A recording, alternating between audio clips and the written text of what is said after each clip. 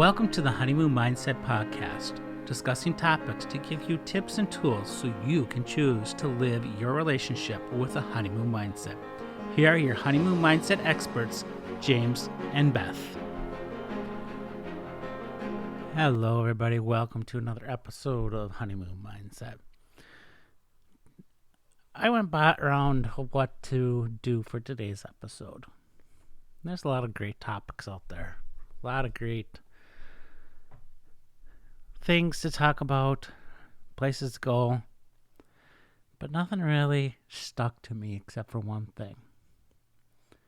Time to give you guys some vulnerability, a reality check, some honesty on my part and Beth's. And I want to let you know that we're not perfect. Beth and I are not perfect. We have issues in our relationship. We have struggles in our marriage. We talk about a honeymoon mindset. No, we always don't have a honeymoon mindset. Some of you are probably thinking, yeah, you sound good. You sound like you know what you're talking about. But yeah, it sounds too good to be true. I get it. I understand. How can you talk about what you talk about? You're divorced. How can you say this? No, you're right. I am divorced.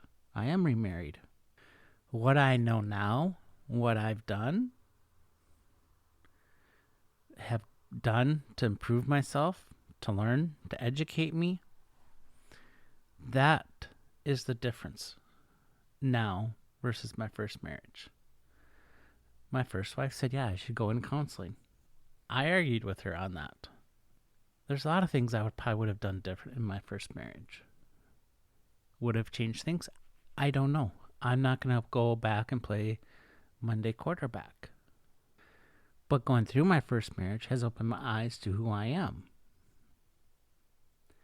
Or who I was, I should say. And what I wanted to be. And what I needed to change. I'm grateful for my first marriage. I'm grateful for my first wife.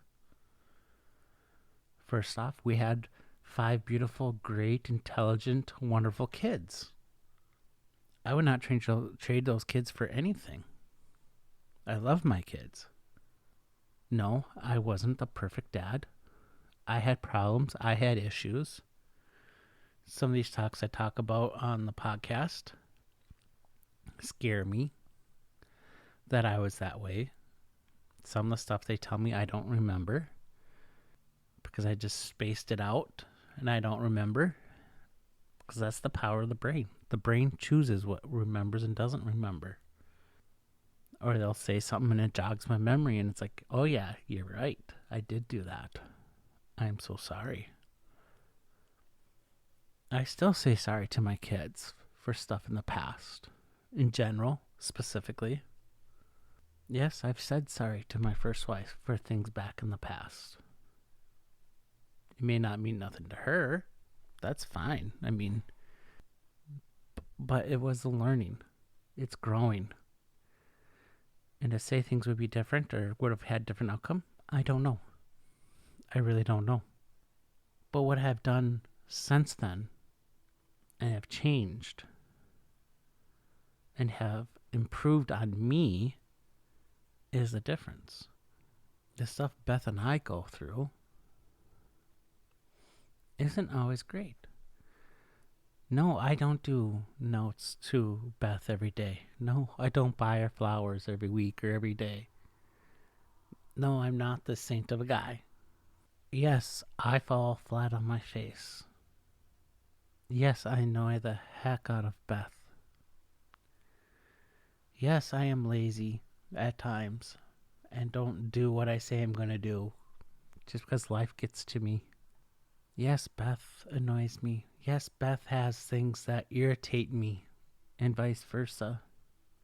Yes, Beth and I both nitpick at each other at times. Yes, we both have expectations that we don't meet. Yes, we put expectations on each other and ourselves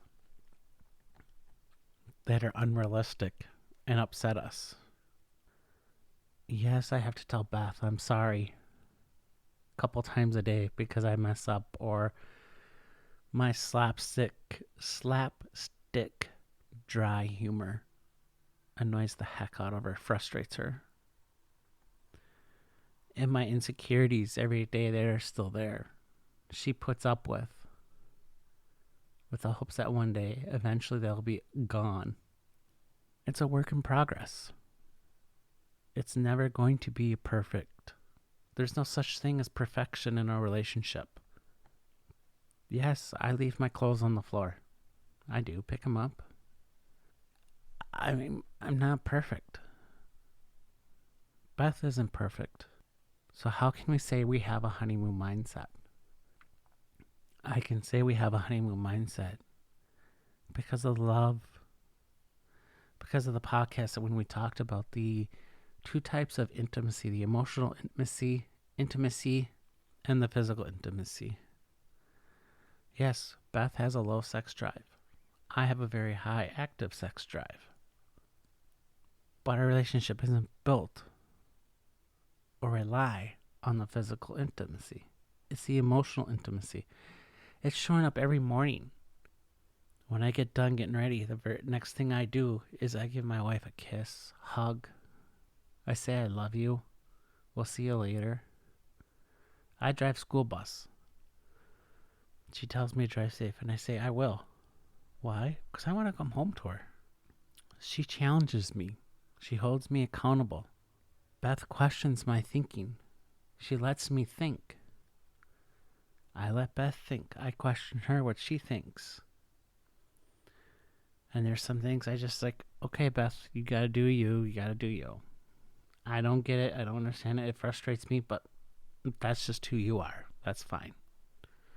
I just keep my mouth shut. Because that's her. That's not me. That's who she is. I can't change who she is. I can influence her, but it's her choice if she's going to change or listen. There's things I wish I would have known in my first marriage that I know now. I wish there was things different in my first marriage that are different now. But like I said, I can't go back and change the past. I can't go back and say what ifs. I don't live in the past. I use the past to learn from. I use the past to see where I've gone, what I've done, what I need to change and work on. I don't live for the future. I live for the future. I don't live in fear of the future. I use the future as that's where I want to go. How do I get there? And I use that to live in the now so I can get to the future. That's the difference. I don't live in the fear because of the past. I don't live in the fear of the future because of unrealistic expectations. I look at it as a challenge. I look at it as questions. How do I get there? What do I do? What do I need to do? Where do I need to go? What do I need to change me to make me ready for the future? Who do I want to become? Beth and I sit down. What do we want to do? Where do we want to go? Our retirement plans has changed at least 3 times in the last 5 years. First, we just want a small place here in Minnesota. Then we wanted to retire in Arizona, be snowbirds. And then there's times where we want to travel when we retire. But yet we also want to be close to our kids when they have grandkids. Now we don't know what we want to do for our retirement. We're back at the drawing board. That's okay. But we do know this. We want to be together. We want to enjoy life together. We want to enjoy retirement together. We don't know. We're not bothered by it. We'll get it figured out. Plans have changed again for us, but that's okay. We got to figure out who we are because these changes in our lives have really affected us. Knocked us down to our core, so now it's like, okay, let's look at our core. Let's look at who we are. And we ask each other questions. We help each other grow. We help each other change. We support each other. That's how I say we have a honeymoon mindset. It's that commitment to each other every single day to be there. And no, not every day is roses. Not every day is grand. Some days are, whatever. Let's just get through the day. Let's get through the moment. We gotta do what again? We just did that. I don't want to do that. Really? Okay, we'll be there. That's the honeymoon mindset. That is the commitment that I have to Beth. And that's the commitment she has to me. With all the irritating, my slapstick humor, my irritating driving skills and abilities annoy her. But she still loves me. She still wants me. She knows, okay, that's just him. It annoys me. I make it known once in a while. You can take it or leave it. You can do whatever you want to change. Yeah, we fight. We irritate each other. But we love each other no matter what. We ask each other to marry each other again, to be each other's boyfriends. We just don't want to be a husband and wife. Yeah, we're married. That's my wife. No, that's my lover over there. No, that's just my boyfriend or girlfriend. Literally, that's what we say and do. Yep, that's just my mistress over there. What? Isn't that your wife? Yep. Because to me, she is so much more than just a quote-unquote wife. She means the world to me, and I mean the world to her. Yes, we would do pretty much anything for each other. But more, I think we're there to help and support each other and be realistic and love each other unconditionally every single day, even when we're irritating, mad at each other, and we haven't spoken hardly any words besides the basics. How are you? Good. Do you want anything? Nope. Okay. Good night. Good night. Morning. Morning. We can go 2 or 3 days like that. And then we finally break down and say we need each other. This is tiring. This is boring. This isn't us.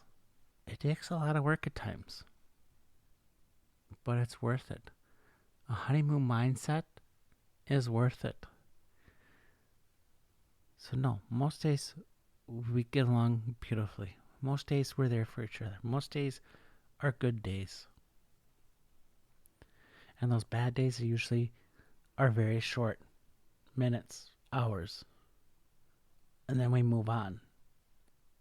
We've learned how to gut check ourselves, each other. We've learned how to be open and communicate with each other. We've learned how to experience life together so that when things do arise,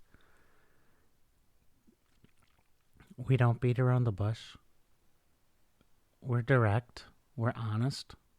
That is the honeymoon mindset. Because we care. Because we love each other. So no, everything that we tell you and talk about on this show comes from experience, comes from knowledge, comes from us being us. Saying, yeah, we've been there. We've done that. No, we haven't done everything.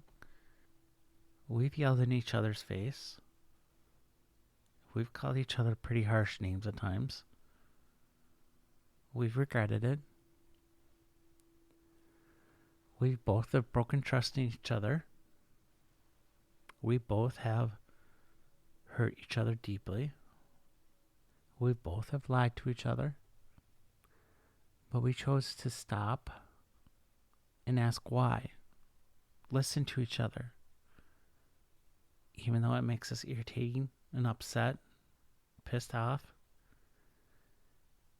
But we both know that we need to stop and listen and figure out why. And figure out how we're going to move forward from this spot forward so we don't go back. We're patient and loving with each other.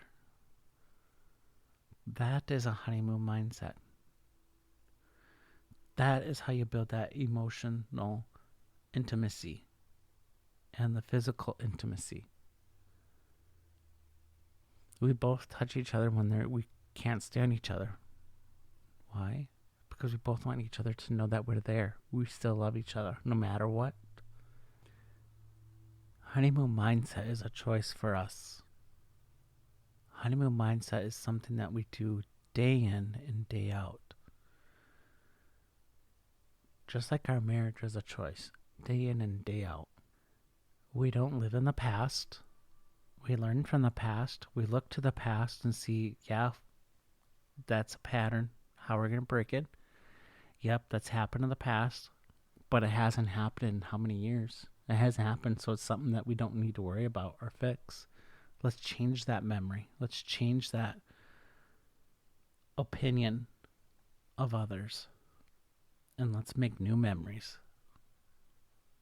And let's move forward together. I want to thank you for listening to this episode of Honeymoon Mindset. Thank you for letting me share and be open and honest with you. I know it was a hodgepodge of stuff. Not much real thought or concrete pattern to it. But that's okay. I need to tell you what we are like. What's it like in our lives, in our marriage, where we both have been, where we've gone forward, what we've learned. So that when I say, yes, it can work out. You can have a honeymoon mindset. Because we've been there and we've experienced. It takes work, it takes time, patience, and commitment. Because we know it's not perfect. We know life is stressful. We know life is unrewarding at times. But the reward is in each other. You and your partner, that is where the honeymoon mindset is. When the two of you come together, you will have a honeymoon mindset. When you both choose each other, no matter what, you will have a honeymoon mindset. Choose each other, no matter what, and you'll have a honeymoon mindset. I want to thank you for listening to this episode of Honeymoon Mindset, and we'll see you next time on Honeymoon Mindset Podcast.